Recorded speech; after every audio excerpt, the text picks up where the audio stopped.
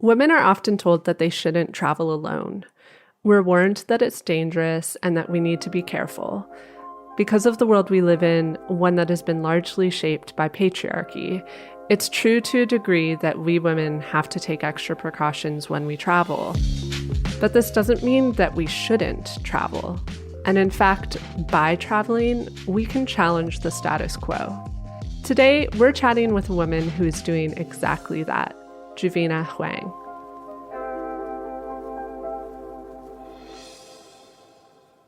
But before we dive in, Katie, what's up? How have you been? I've been pretty good, Erin. How about you? Not bad.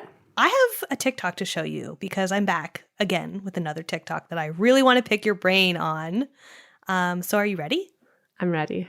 Okay, so this one, I should probably credit it. Her name is So Maddie Smith on TikTok, and I'll just play it and you can react. I went on vacation with my boyfriend recently, and I found out he's really slow in airport security. Sorry, I just got chills. I cannot emphasize how efficient I am when I get to airport security. I show up naked. I say, listen, I got nothing to claim. I lube up. I roll through like a Krispy Kreme donut. I look behind me. My boyfriend's taken off his fourth pair of shoes. Like a Russian doll. He's got a belt. Who the hell is wearing a belt? Bins surrounding him. He's like a McDonald's play place. The line behind him is like the Macy's Day Parade. It's so long. People are like, come on, man. Is this your first time traveling? My boyfriend's like, He gets to the part where you have to raise your arm. The TSA guy's like, hey, man, you got to take out your laptop. I'm standing there like, I call my gynecologist. I say, listen, make me an appointment to get my tubes tied. I'm not having kids with this man. So, Erin, I thought I would ask you, what is the airport etiquette here? Like, what should we be doing? What should we be wearing? What are your thoughts here? Well, I'm going to say that I firmly believe like everyone is entitled to approach airport security however they like. Do whatever feels right for you. But I definitely err on the side of trying to make it as easy a process as humanly possible for myself, which like I will also note, important to say, is pretty easily done because like I am a white and blonde woman. So airport security does not ever flag me. Like at least that's been my experience so far in life. So all things told, it's a pretty like stress-free experience. But when it comes to like making it as easy as possible, I definitely dress in a way and like pack my things in a way that makes it easier. Cause I do get kind of stressed. Like taking all my things off and putting them in the bins. And like, I always, and this is awful, but I like read one time about this person who got their like bag switched at airport security. Like someone walked away with their bag. Oh. And this always freaks me out because you have like your passport. I usually have my camera. I usually have like my most valuable items in my carry-on. And often I only travel with a carry-on, like the bulk of the time I only travel with a carry-on. So my brain is just like, if this bag disappears, I have nothing. But you don't have your carry-on and a fanny pack? Because the fanny pack is where you're really missing out there because you can carry your EpiPen, your wallet, your passport, your airplane ticket, your phone. Everything goes in the fanny pack, Erin. I do that. I do bring a little bag, but what if that gets swapped? Because I've also heard of people's stuff getting stolen. Like that happens, which is why I'm like, I have to get through security as fast as possible. So I'm on the other side by the time my things come out of the machine, which is hard to time sometimes. Like in my experience, there are airports where you don't have a choice, like, because you put your stuff in and then you're waiting to go through the scanner thing. But you're also in a different position than me too, because you're hustling through, trying to get through as fast as possible. Because why? Erin loves to show up to the airport about 30 minutes before her plane takes off. Meanwhile, Katie shows up about 4 hours early. I'm just leisurely going through airport security. I should tell you, it's funny you're bringing this up because literally today, you know how you can schedule an Uber to pick you up? We have a flight on Saturday that we have to be at the airport. Well, the flight leaves at 8 a.m. And I scheduled the Uber originally for like 6:30 a.m. thinking that was enough time. And then I eventually realized we would get to the airport at 7:30. And I was like, that's half an hour before our flight. That's not enough time. So I almost did it to us again. And I don't know why. I had to go in and like fix it. Thankfully, I remembered. But So before we get into this conversation, last hot tips for people heading back to the airport since the world hopefully looks like it's happening again. What should they be wearing to make this the most efficient process possible? First note on my end, no need to wear a belt. Wear your stretchy pants. I'd say I like pretty much only ever wear leisure clothing. Like sweatpants, sweater. That's it. Athleisure was created for airports. Exactly.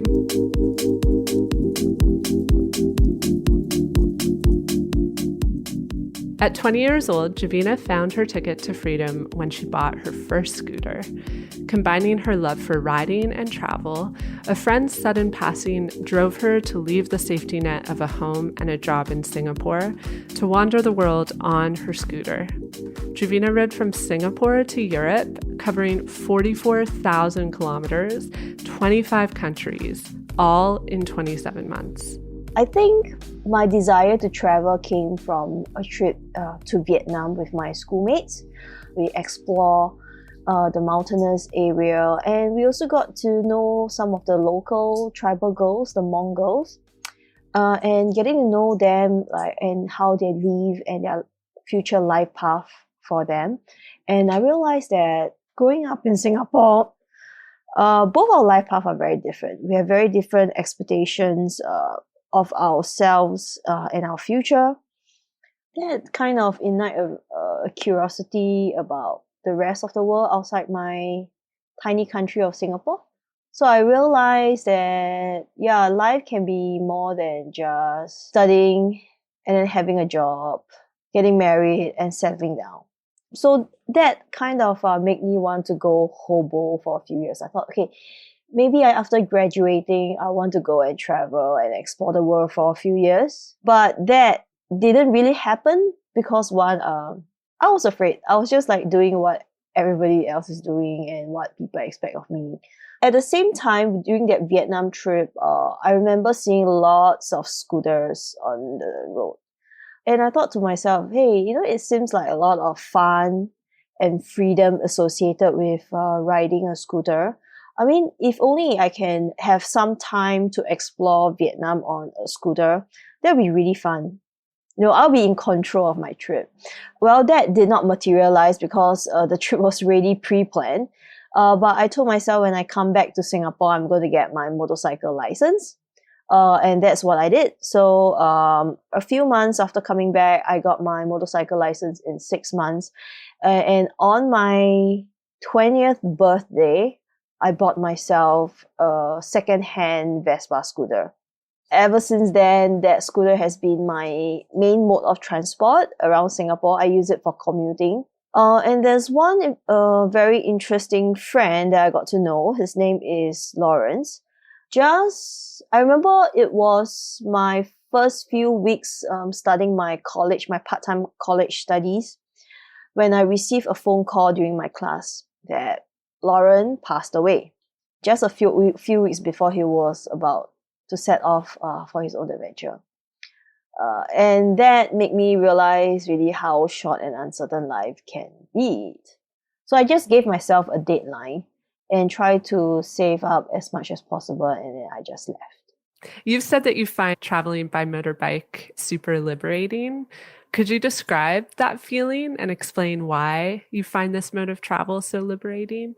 Because in the past, I've ever backpacked with my friend, and we have to rely on public transportations to get from places to places. And sometimes I realize that, hey, actually, this town is very beautiful. I really want to stay one more day, but my train for the next town has already been booked. Or sometimes, when I'm in the bus or in the train and we pass by a town, I was really like, hey, this town looks very interesting. I wish I can stop. So when you have all your accommodations sorted out, or you are taking public transportation, your mobility is in the control of, the bus driver or the schedule. But when you are traveling on your own transportation, be it a motorcycle, you get to start and stop whenever and wherever you want. Yeah, if you want to wake up late, you want to leave at 12 noon, go ahead. You want to leave early in the morning, go ahead. You're in control of your own movement. You know, when you're riding a motorcycle versus like being in a car, you are very much part of a landscape. So when it is snowing, you feel it. When it's storm and rain, you feel everything. So you're not just seeing the landscape from a screen like a television. You feel like you're part of the surrounding. But of course, it can be very uncomfortable when it's when the weather is very harsh. Yeah. I haven't done any long distance motorbike trips myself, but when my partner and I traveled, especially around Vietnam, Thailand, Laos, India, we always rented motorbikes just for a few days at a time. And we found the same thing. We just loved having the freedom to wake up and think like, oh, we can go wherever we want today. There's no schedule. It's just totally up to us, and we can stop wherever we want. We can talk to whoever we want. It's so nice compared to having to stick to like the schedule of the bus or the taxi driver or whoever it is that's getting you from point A to point B. That's probably the thing about traveling by motorbike. Like, you get to go to places that are a little less on the tourist map. And I have found in my own travels that when you go beyond like the really touristy areas, people aren't as used to seeing tourists. So they're more interested in interacting with you. And I find like you just have more moments where you get to talk with local people and they'll show you lots of hospitality. And it's just so nice. And that's something that I guess you can really do when you're traveling by motorbike and just following your own path. Yeah, so I mean, I've been to places that are popular tourist attraction, and I've also taken the off-beaten tracks to some unexplored villages. So usually in places of tourist attraction, I think if you are a traveler there or tourist there, you are maybe seen more like an avenue to make money. But well, in other places, when people interact with you, it's really they genuinely want to know you. They're curious about you. They just want to befriend you. The interaction is a bit different. Yeah, totally.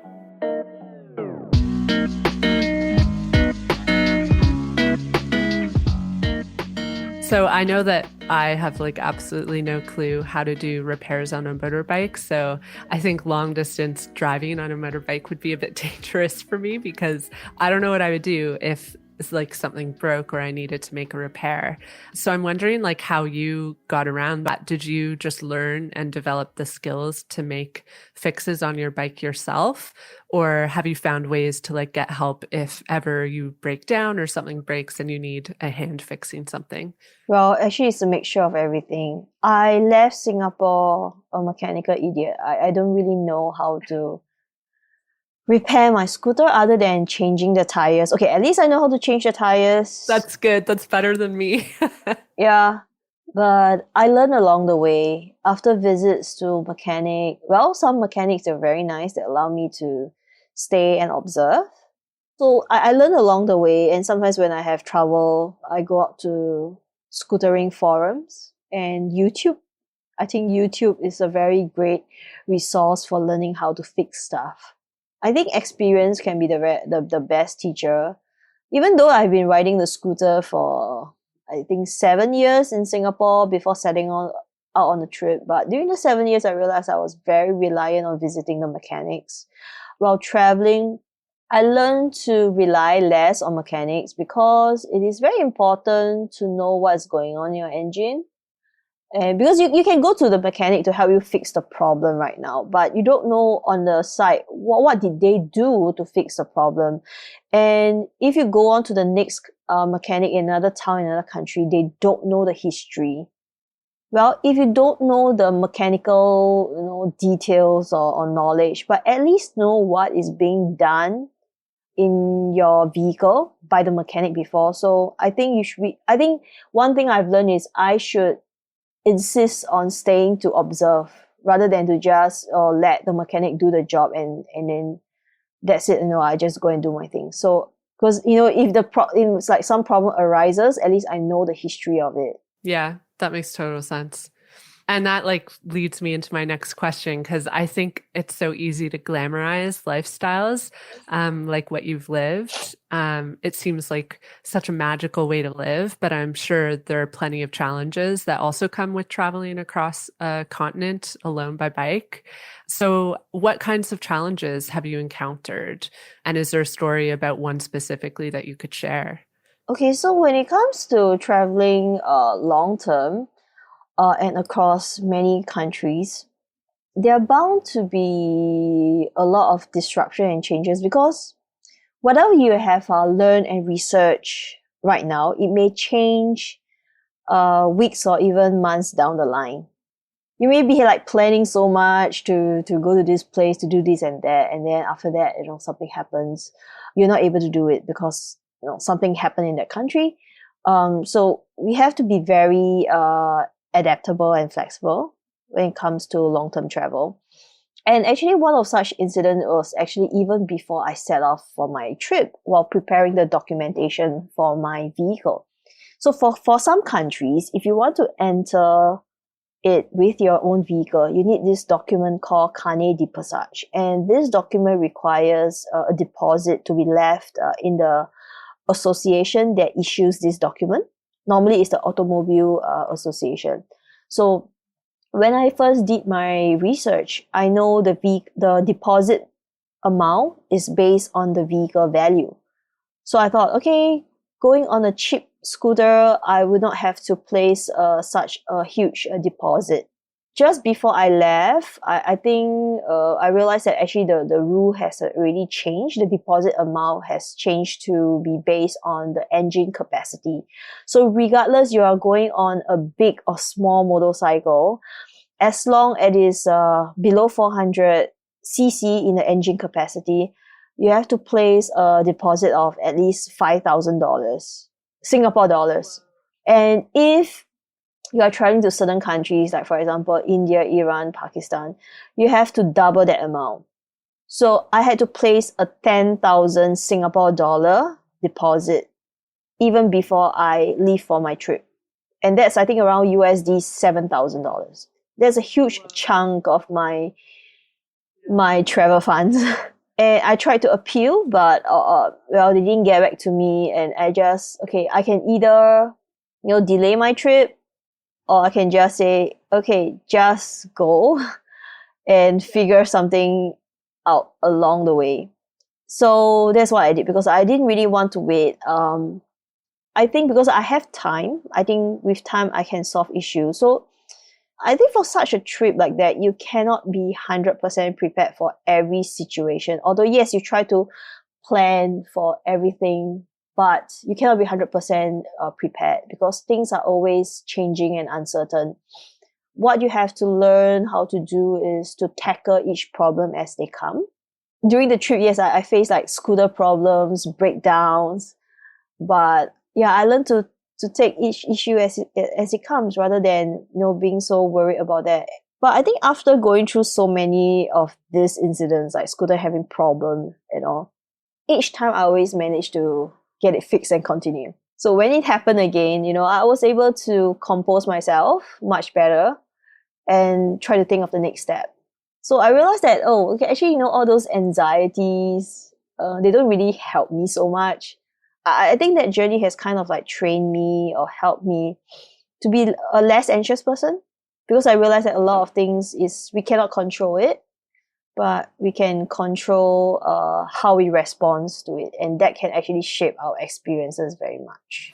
I can totally relate to that. I feel like that's something I've sort of learned in my own travels, just that things are going to go wrong and there's nothing you can really do to stop that. What you can do is learn how to react in a way that is productive and like gets you past it and through it.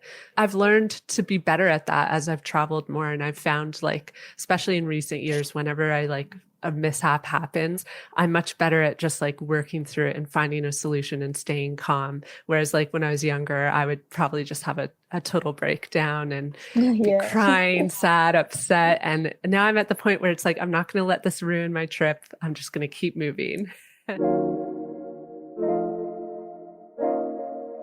Katie, do you know what you would absolutely need if you went motorbiking across the world? Travel insurance.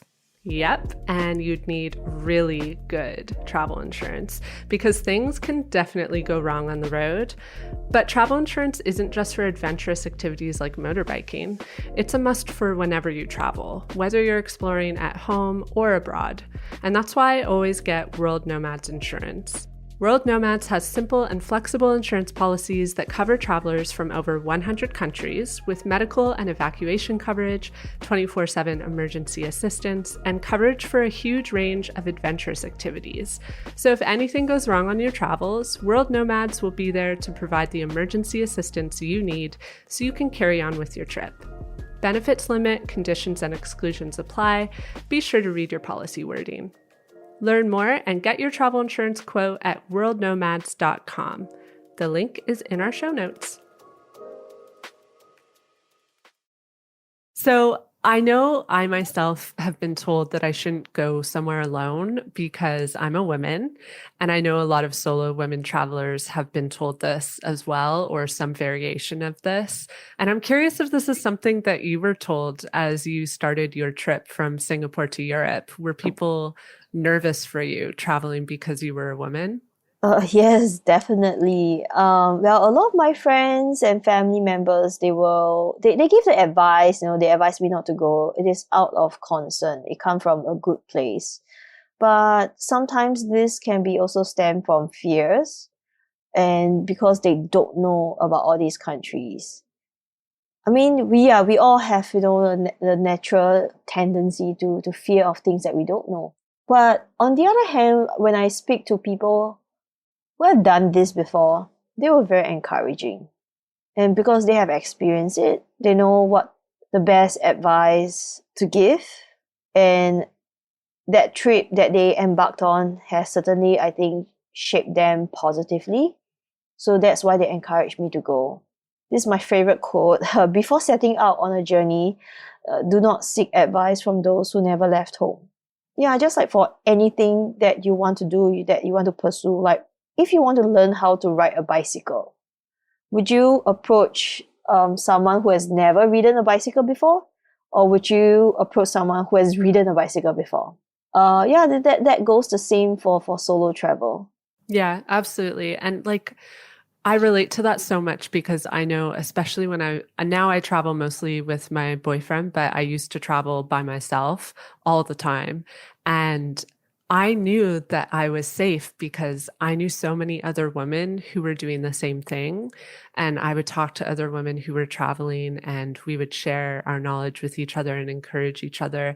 And it was just known amongst those people that it was safe. But all the people who would warn me not to do it were the people who hadn't done it themselves. And so that's such a good point because it's why would you listen to the advice of someone who hasn't actually experienced it themselves? It's coming from a good place, like you say, but it's also isn't it better to trust people who've had that experience themselves? Yeah. So tying this into the motorbike community, I think a lot of people might consider motorbikes to be a sort of masculine hobby. You hear a lot about men who ride motorbikes, but it's less common to hear about women. And I'm curious to hear if people react to the fact that you're a woman riding a motorbike in the community, but also in your travels. What kind of responses have you found?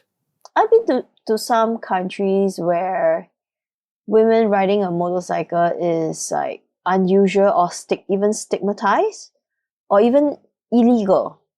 For example, in Iran, well, it is a very gray area. Iranian women, they do not have access to getting a motorcycle license.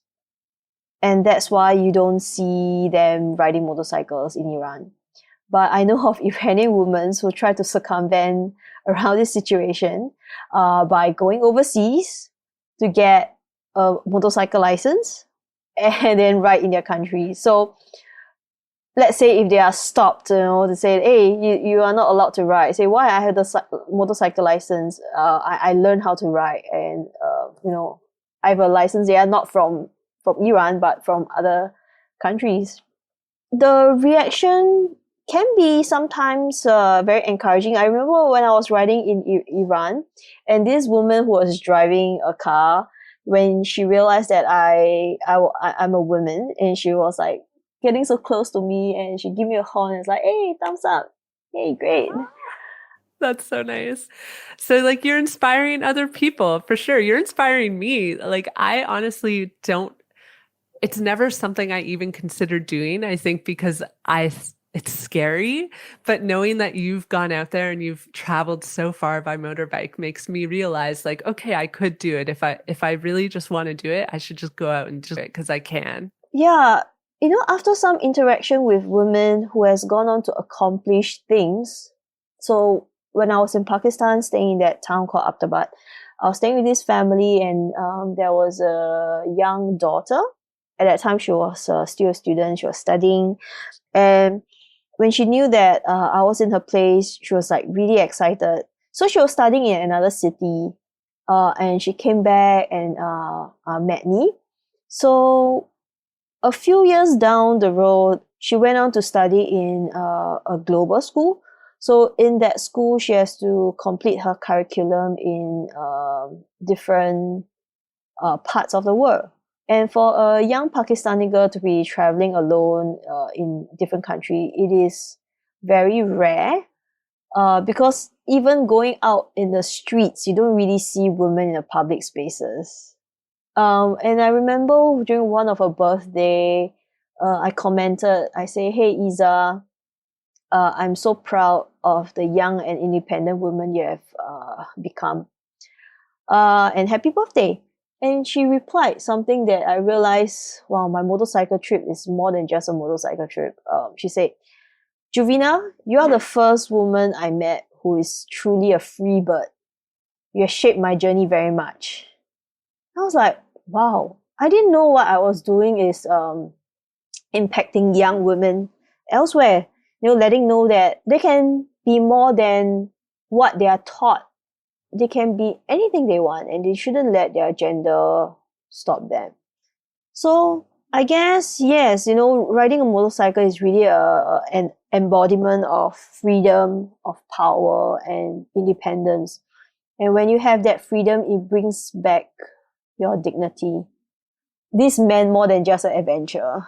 Absolutely. And I think like, I mean, studies show that like when you see women doing things that you've maybe not seen many women do, it can really tell you that that is possible. Like it helps to see things modeled for women to feel like that's actually a possibility for them.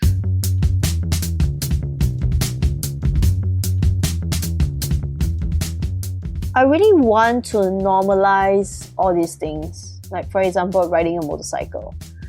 I just hope, you know, in a fair and equal world, riding a motorcycle, it shouldn't be a novelty.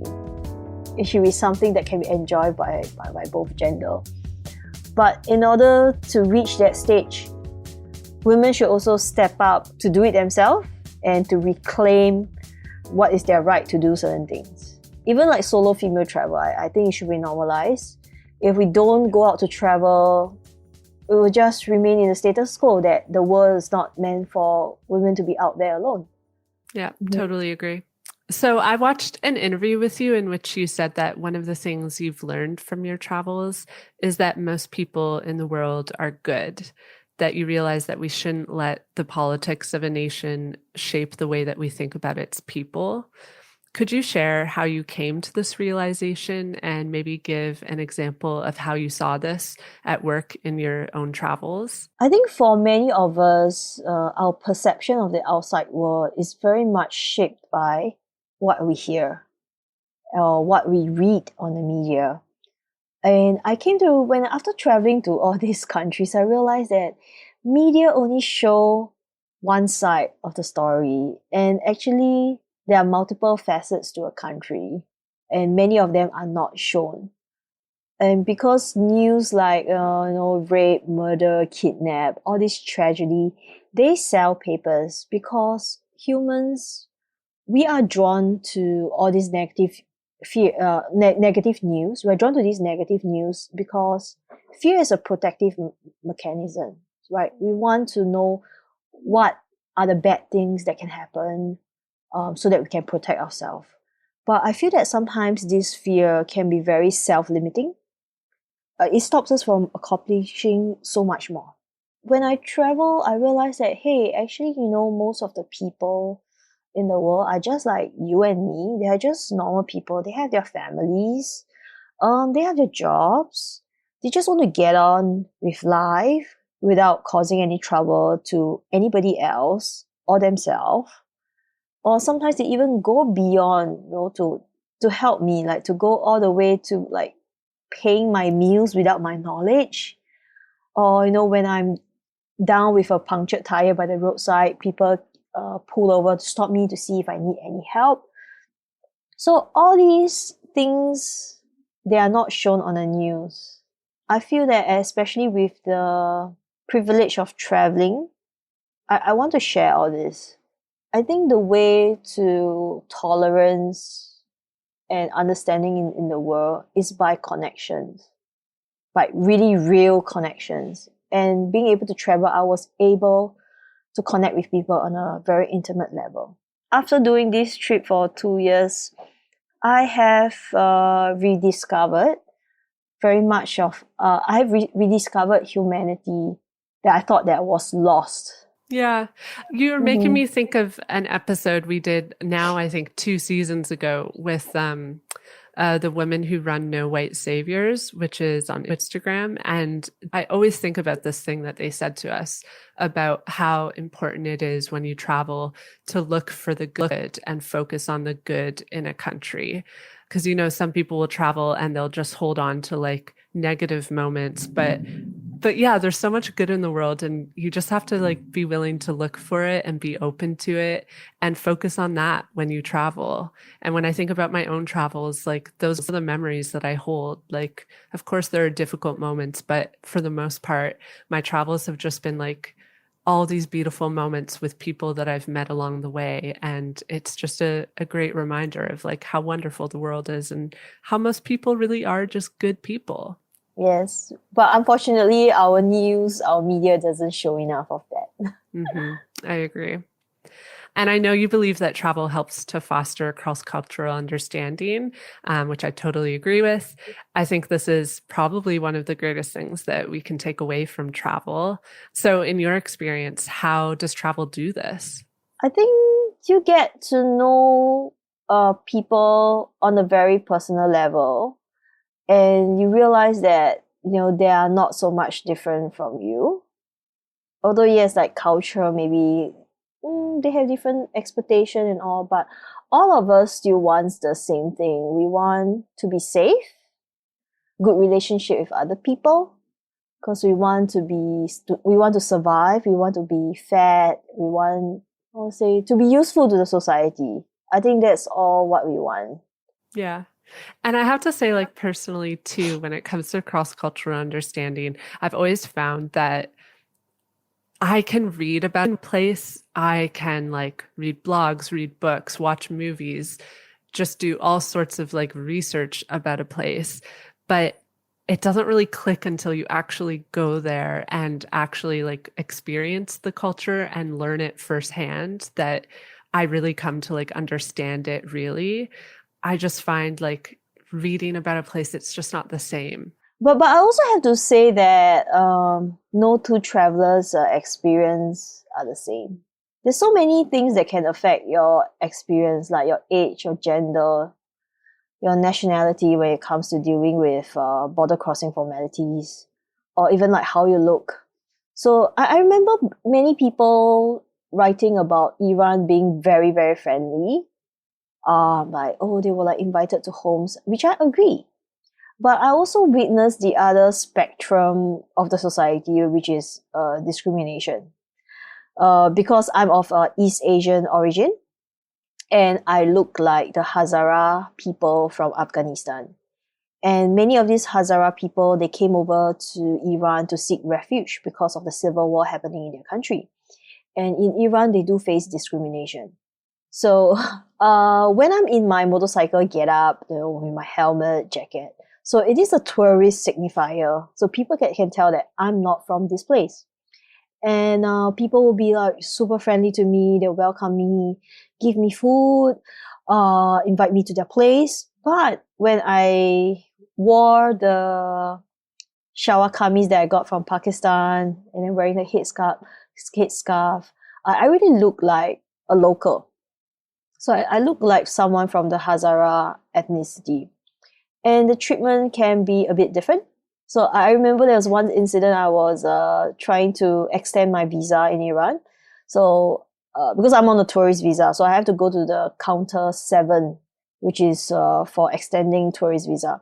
So I was queuing, waiting, and halfway through, I was pulled out of that queue and made to go to counter 2. Okay, I was like, okay. So I queued at counter 2, and then I realized behind me and before me, there were all these women and men who kind of look like me, of with East Asian feature, but in their hands they are holding an Afghanistan passport. So when it was my turn at the counter, I showed them my red Singapore passport. I say, tourist visa. And they realized that, okay, I was in the wrong queue. That queue was for extending asylum seeker visa. So I had to be drawn back to queue number 7 again. Yeah, just because of how I look, I face a very different treatment. And also, when I'm wearing my traditional dress and walking down the street, I normally don't get people coming up to me to say hello and welcome to Iran and striking up conversation in English. But when I was with my Croatian and German friend who has blonde hair, blue eyes, clearly looking like a foreigner, I realized that, hey, a lot of people were like approaching them to say hello. I think this experience taught me to listen to people and not to dismiss their experiences, because their reality and your reality can be very different. Just on a very simple basis, it can be your gender, it can be because of how you look. Yeah, totally. I mean, I've experienced that even just like in traveling with my partner. Like, he's a man, and for example, when we were in India, his sense of safety was very different than mine because he drew way less attention. Like, I would draw so much attention, people would constantly come and talk to me, and he could walk down a street and just be totally left alone. And it was just because of my gender. It was simply that. So even just traveling with him, like, it's interesting when we travel together to compare like how our experiences are different from each other. So to wrap up, I wanted to ask if you have any advice for solo women travelers who are thinking about taking on an adventure like yours. I think, okay, like one of the advice that I think we spoke about just now, get advice from those with the experiences who have done solo travel before. And I think if going to like a very far-flung places is very intimidating, I think we can take small steps. Maybe we can start traveling to somewhere near your country first. Maybe in places whereby, if you feel like, okay, I don't want to continue anymore, you still can come back very easily. You're still within reach of your family members. So you can try that first, and then you can slowly expand your circle, travel further and further. So that is how you slowly pick up the confidence. Okay, do something that you think is manageable for you first, and then you slowly try to go further and further. Baby steps. Just carefully take little baby steps into it. I love that advice. Well, thank you, Juvena. It's been so nice talking to you and learning about your experiences and all the advice you have to share. Where can people find you if they'd like to follow along on your motorcycle adventures? I'm on my Facebook, Instagram, and YouTube. So you can find me at Wandering Wasp.